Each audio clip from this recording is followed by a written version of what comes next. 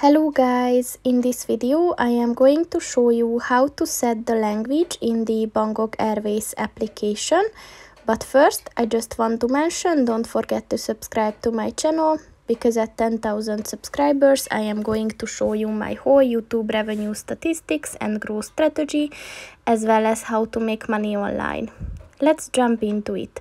First of all, open the application on your phone. And then click on the More button at the bottom of the page on the right. And then click on the Settings button. And then at the Global Settings section, click on the Language button.